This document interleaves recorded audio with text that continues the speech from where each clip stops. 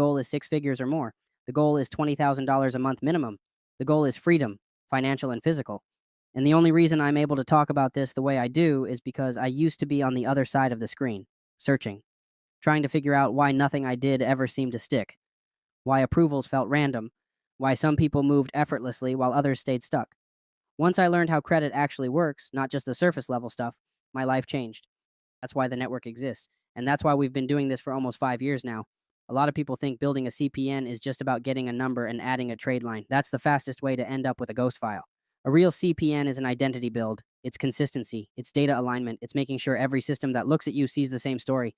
That starts with the basics: name, date of birth, address, phone, and email, all matching across the board. Not close, not similar, exact.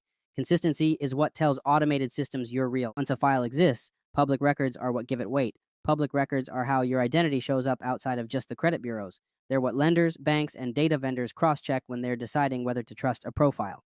Directories, pre-screened databases, consumer data systems, employment and insurance records, these are the places that quietly confirm whether someone is real or not.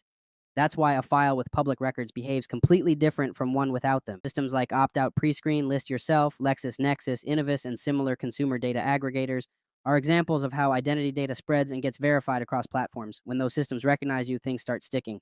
Monitoring platforms populate correctly, trade lines post more reliably, applications stop getting flagged for being thin or inconsistent. Primary trade lines matter because they show responsibility. Authorized user trade lines matter because they add age and strength. But one without the other is unbalanced. A real profile has both: primaries for roots, AUS for seasoning, and none of this works if you're not monitoring the file. If you're not watching what's posting, what's missing, and what's syncing, you're moving blind. This is why we stress timelines too.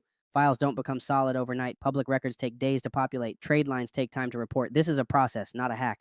And once you understand the system, you stop chasing approvals and start controlling outcomes.